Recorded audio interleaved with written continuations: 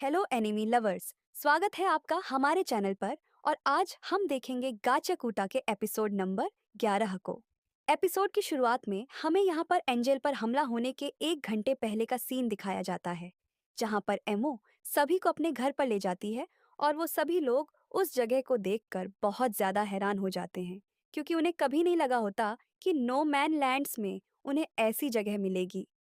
यह बिल्डिंग तो बहुत ज्यादा लंबी है, कहीं यही तो सफेयर तक नहीं पहुंचाती। तब एमो उन्हें अंदर ले जाती है, जहां पर ग्रेस को कुछ ठीक नहीं लग रहा होता। लिविंग रूम थोड़ा खराब है, तो इसलिए हम लोग मेरे रूम में चलकर बात करेंगे। और हाँ, तुम लोग अपने मास्क उतार सकते हो, क्योंकि यहाँ पर बाहर की हवा अंदर नहीं आती है। और वैसे भी किसी से बिना शक्ल दिखाए बात करना बिल्कुल अच्छी बात नहीं होती। तब वो सभी लोग एमओ के रूम में चले जाते हैं, जहां पर एमओ सभी के चेहरों को देखकर बहुत खुश हो जाती है। तब टोमी वहां की हर एक चीज को लिख रही होती है, और रूडो को समझ नहीं आ रहा होता कि आखिरकार एमओ के पास इतनी सारी चीजें कर क्या रही हैं। तो फिर बताओ, आखिरकार तुम लोग चाहते क्या हो? मैं किसी ऐसे पर्सन के बारे में जानना चाहता हूँ जो कि सफियर और ग्राउंड के बीच में ट्रैवल करता है, और मैंने सुना है कि तुमने उन्हें देखा है। तो क्या तुम इसके बारे में बता सकती हो? ऐसी बात है। चलो फिर अब न्यू टॉपिक पर बात करते हैं। आखिरकार तुम्हें किस तरह की लड़कियों में इंटरेस्ट है? मुझे वो लोग बहुत पसंद है जिनके पास से काफ़ी स्ट्रांग स्मेल आती है, और मेरे लिए फेस से ज़्यादा स्मेल मैटर करती है। जैसे कि अब मुझे तुम में से यह बड़े वाला बंदा सबसे ज़्यादा पसंद आया। एमो अजीब तरीके से हंसने लगती है, जिसे देखकर रूडो डर जाता है। जिस वजह से एंज बीच में आ जाता है। तो लड़की, इसका मतलब हम रोमांस स्टॉक करके तुमसे इन्फॉर्मेशन निकलवा सकते हैं। वैसे ये बहुत ज़्यादा अजीब है, पर चलो कोई बात नहीं। तब एम्मो यह सुनकर एकदम से पागल होने लगती है। तुम लोग तो यहाँ पर मुझसे बात करने आए थे ना, और अब तुम लोग ऐसे बात कर रहे हो जैसे कि तुम मुझे यूज़ करना चाहते हो। यह सच में बहुत अजीब है। मैं बहुत ज़्यादा खुश थी कि कोई मुझसे मिलने आया है, पर अब तो तुम लोग मुझे यूज़ करना चाहते हो। कम से कम तुम मुझे यह तो कहो कि तुम मुझसे मिलने आए हो, चाहे वह झूठ ही क्यों ना हो। तो यह सुनकर एंजन एमो को बताता है कि उसे उसमें इंटरेस्ट है, जिसे सुनकर सभी लोग हैरान हो जाते हैं। पर एमो को यह बिल्कुल पसंद नहीं आता, और वो एनजी को बताने लगती है कि अब वो उसे बिल्कुल पसंद नहीं करती है। तब एंजन एमो के कपड़ों के ऊपर कमेंट करता है, जिससे कि एमो और ज्यादा भड़क जाती है और अपनी पावर्स को इस्तेमाल करने लगती है, जिस वजह से सभी को यह एहसास हो जाता है कि वो एक गिवर है। पर तभी रूडो देखता है कि एमो ने जो शूज पहने होते हैं, उस पर भी वैसा ही निशान बना होता है जैसे कि रूडो के ग्लव पर होता है। तब एमो डेलमन को एजेंट पर हमला करने के लिए कहती है, और हम देखते हैं डेलमन बिना सोचे समझे एजेंट पर हमला कर देता है, जिसे देखकर सभी लोग हैरान हो जाते हैं। तरुणों को समझ में आ जाता है कि इसके पीछे एम्मो का हाथ है। आखिरकार तुमने ये क्या किया? तुम्हारे पास भी सीरीज के शूज हैं। आखिरकार तुम हो कौन? तो चलो फिर अब दोबारा से बताओ, आखिरकार तुम्हें किस तरह की लड़कियां पसंद है? आखिरकार तुम बोल क्यों नहीं रहे हो? तुम्हें पता है ना कि लोग बात करके एक दूसरे के साथ कम्युनिकेट करते हैं। अगर मैं ही बात करती रहूंगी तो हम एक दूसरे को जान कैसे पाएंगे? लोगों को हमेशा अपने बारे में बात करना बहुत पसंद होता है। तो इसलिए अगर तुम अपने बारे में बताओगे, तब हमें और भी ज़्यादा मज़ा आएगा। मुझे नहीं लगता कि मैं इस लड़की से बात कर सकता हूँ। तब जाका को समझ में आ जाता है कि अगर वो एमओ के अकॉर्डिंग बात नहीं करेगा, तो एमओ उसे भी ठिकाने लगा देगी, जिस वजह से वह एमओ की बेइज्जती करने लगता है और उस पर हमला करने के लिए अपने वाइटर इंस्ट्रूमेंट को एक्टिवेट कर लेता है। तजाका की बातें सुन के एमओ रोने लगती है। आखिरकार तुम मुझसे ऐसी बेकार सी बातें कैसे कर सकते हो? मैंने तो कुछ भी बुरा नहीं किया है। तुमने तो मुझे बहुत चोट पहुंचाई है। तब अचानक से डेलमन जांका पर हमला कर देता है, जिसका एहसास जांका को भी हो जाता है, और वो उसके हमले से बच जाता है। आखिरकार तुम किसकी साइड हो डेलमन? क्या यह अपनी पावर से तुम्हें कंट्रोल कर रही है?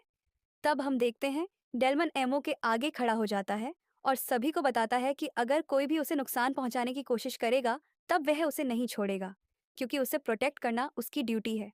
एमो उसे कंट्रोल नहीं कर रही है, और मैं ये इसलिए जानता हूँ क्योंकि मैंने डमन के साथ बहुत वक्त बिताया है। तो इसलिए मुझे पता है कि यह उसे सच में प्रोटेक्ट करना चाहता है। तब क्रिस को कुछ समझ नहीं आ रहा होता। क्या तुम लोगों को एहसास नहीं हुआ? यह बंदा तो मेरा काफ़ी टाइम से फ़ैन है, ऐसा नहीं हो सकता, क्योंकि डेलमन सिर्फ क्रश की वजह से अपने साथियों पर हमला नहीं कर सकता। तुम्हें अभी भी समझ नहीं आ रहा है। यह बंदा मुझे बचाने के लिए तुम सबको धोखा दे सकता है। मैंने कुछ भी गलत नहीं किया है। मैं तो बस तुम लोगों से बातें करना चाहती थी। पर तुमने अब सब कुछ तबाह कर दिया है। तब डेलमन अपने वाइटल इंस्ट्रूमेंट को एक्टिवेट कर देता है, जिस वजह से सभी को एहसास हो जाता है कि अब उन्हें डेलमन का सामना करना पड़ेगा।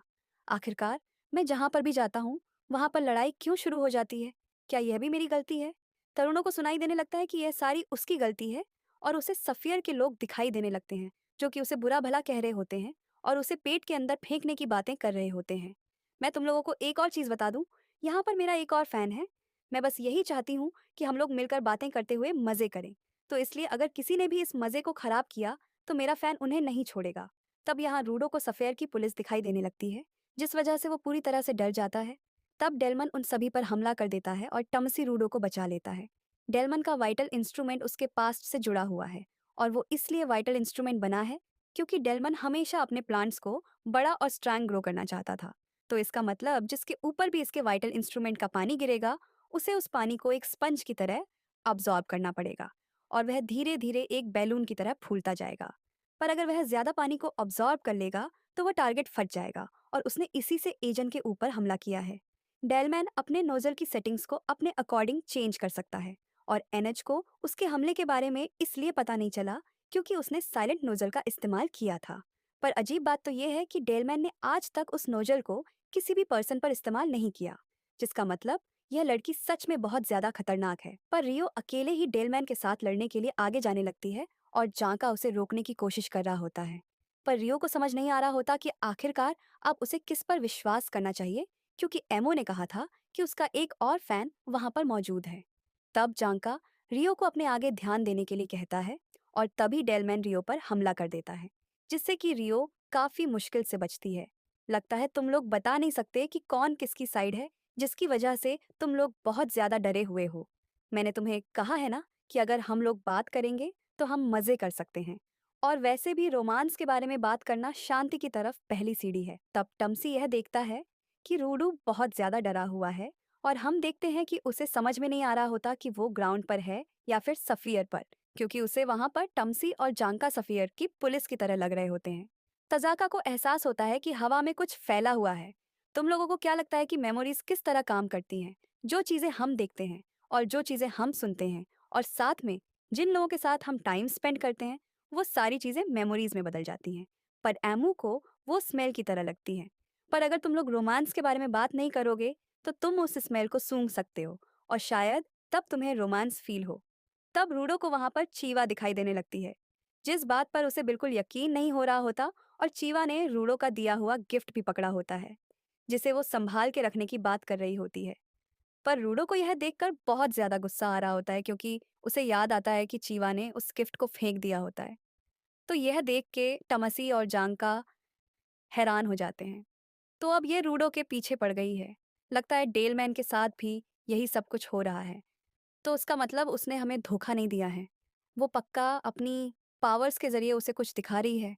मैं किसी को कुछ नहीं दिखा रही हूँ। एमओ तो बस स्मेल बनाती है। वो स्मेल जो कि लोगों को वो खुशी के पल दिखाती है जो कि उन्होंने लोगों के साथ बिताए होते हैं।